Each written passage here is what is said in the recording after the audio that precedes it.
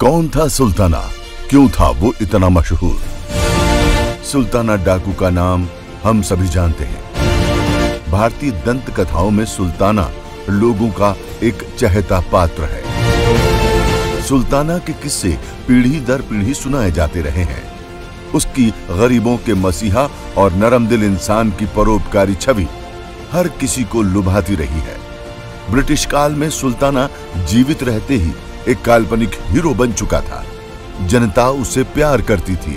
उसकी खूबियों ने जनता ही नहीं, साहित्यकारों, लेखकों, नाट्यकारों और फिल्मकारों तक को बेहद प्रभावित किया।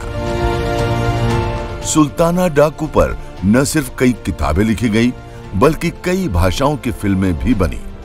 हॉलीवुड में भी सुल्ताना के किरदार पर द लॉन्ग डेविल नाम की फिल्म बनी थी, जिसमें सुल्ताना का किरदार जुल बेनर ने निभाया था। आज हम आपको सुल्ताना की वो कहानी सुनाते हैं जिसमें उसने किस तरह डकैत के रूप में अपना जीवन शुरू किया और कैसे ब्रिटिश राज में वो एक रॉबिन हुड की तरह अपनी लोकप्रियता के झंडे गाड़ता चला गया। सुल्ताना उत्तर प्रदेश के मुरादाबाद के हरथला गांव का रहने वाला था, जिसका ताल्लुक भांतु नाम की जाति से था। अंग्रेजों ने इस जाति को जरायम पेशा करार देकर नजीराबाद के किले में कैद कर दिया था। बाद में यही नजीबाबाद सुल्ताना की कर्म भूमि बना। सुल्ताना अपनी बीवी, छोटे बच्चे और सैकड़ों अन्य लोगों के साथ नजीबाबाद के किले में बंद था। इस कैद खाने की जिम्मेदारी साल्वेशन आर्मी के पास थी। कोई भी नवयुवक अपनी जिंदगी इस तरह कैद में जाया नहीं करना चाहेगा। लिहाजा तंग आकर एक रात सुल्ताना किले की मिट्टी की दीवार फांद कर भाग गया और जंगल के अंधेरों में खो गया। फरारी के 1 साल बाद ही सुल्ताना ने बंदूकों से लैस अपने जैसे 100 साथियों का गिरोह बना लिया। इस बड़े गिरोह ने पूरब में गोंडा से लेकर पश्चिम में सहारनपुर तक अपना डकैती का साम्राज्य कायम कर लिया था। कभी कभार ये गिरोह पंजाब जाकर भी डकैती डाला करता था। आमतौर पर तराई और भावर के जंगलों में छिपा ये गिरोह रोज अपना ठिकाना बदलता था। सरकारी दफ्तरों में सुल्ताना और उसके गिरोह के किस्सों की मोटी फाइलें मौजूद रहती। सुल्ताना ने 17 साल की उम्र में डकैतियां डालना शुरू किया और 23 साल का होते होते वो अंग्रेजों के लिए खौफ का पर्याय बन गया। लेकिन नजीबाबाद के गरीब लोगों का वो हीरो था।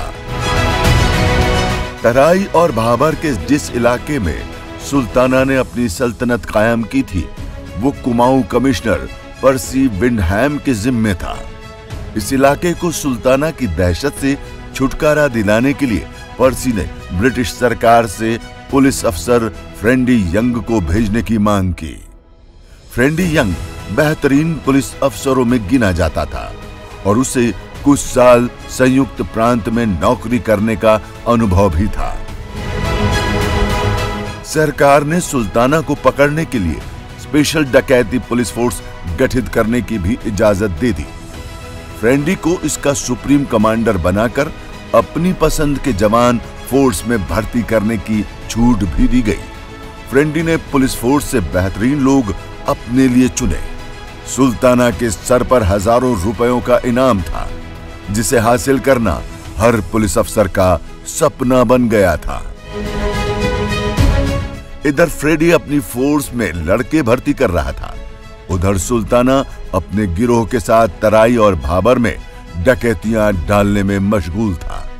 फ्रेडी ने सुल्ताना को पकड़ने की पहली कोशिश रामनगर के जंगलों में की।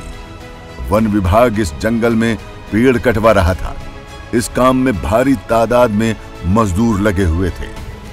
फ्रेडी ने इन मजदूरों के ठेकेदार से कहा कि जंगल में एक रात नाच गाने और एक बड़ी दावत का इंतजाम करें और सुल्ताना को अपने गिरोह के साथ इस कार्यक्रम में आने का निमंत्रण दे। सुल्ताना ने खुशी से अपने गिरोह के साथ ये न्योता कबूल कर लिया, लेकिन सुल्ताना ने ठेकेदार के सामने ये शर्त रखी कि वे लोग पहले खाना खाएंगे और उसके बाद नाच देखेंगे, जिससे नाच देखने का मजा दोगुना हो जाएगा। पुलिस और डकैत दोनों के ही पास भरपूर पैसा था और पैसों का इस्तेमाल जानकारी खरीदने में होता है। डाकू पुलिस के इस खेल की भी पहले चाल खुफियागिरी का बंदोबस्त ही थी। कहना गलत न होगा कि सुल्ताना इस मामले में फ्रेडी से बहुत बेहतर हालत में था। फ्रेडी मुखबिरों से मिलने वाली खबर के बदले सिर्फ इनाम दे सकता था, जबकि सुल्ताना अपने खिलाफ मुखबिरी करने वाले को सजा भी दे सकता था। जाहिर है कौन सुल्ताना से पंगा लेना चाहेगा। असल गरीबी क्या होती है ये सुल्ताना से बेहतर कौन जान सकता था, इसलिए उसके दिल में गरीबों के लिए खास हमदर्दी थी। कहा जाता था कि सुल्ताना ने कभी न तो किसी गरीब को कोई नुकसान पहुंचाया, न कभी किसी गरीब की मदद करने से वो पीछे हटा था। सुल्ताना जिस इलाके में भी डकैती डालता, माल लूटकर उसका बड़ा हिस्सा वहां के गरीबों के बीच बांटता था। साहूकारों और जमींदारों के हाथों लुटते गरीब उसकी लंबी उम्र की दुआ मांगते और इसी परोपकारी चरित्र की वजह से हजारों लोग उसके आंख कान का काम करते थे।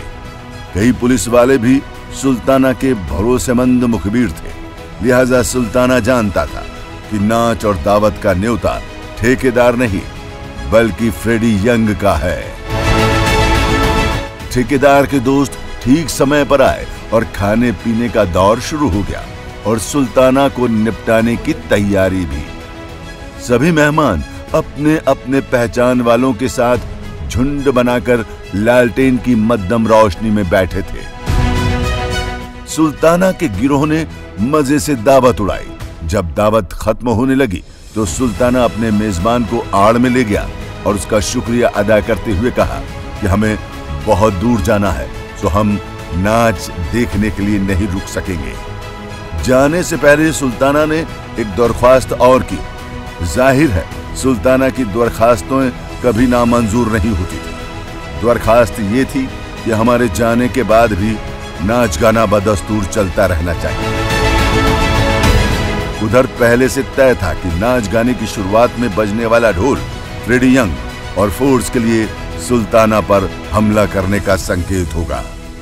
पुलिस वालों की एक दूसरी टुकड़ी जंगलात में गार्ड की कमान में तैनात थी। इस टुकड़ी का काम था हमले से बच जाने वाले डकैतों का रास्ता रोकना, लेकिन ये टुकड़ी खुद अपना रास्ता भटक गई और सारी रात जंगल में भटकती रही। वैसे फॉरेस्ट गार्ड को रास्ता भटकने की जरूरत नहीं थी, क्योंकि ढोल बजने से काफी पहले ही चतुर सुल्ताना वहां से निकल चुका था। लिहाजा जब यंग की टीम मौके पर पहुंची तो उनकी मुलाकात बेहद डरी हुई नचनियों और साजिंदों से हुई। सुल्ताना रामनगर के जंगलों से पुलिस को चकमा देकर पंजाब पहुंच चुका था। अगले एपिसोड में देखिए कैसे सुल्ताना की मुलाकात हुई जाने माने ब्रिटिश शिकारी और लेखक जिम कॉर्बेट से। चैनल को सपोर्ट करने के लिए लाइक, सब्सक्राइब और शेयर करना ना भूलें।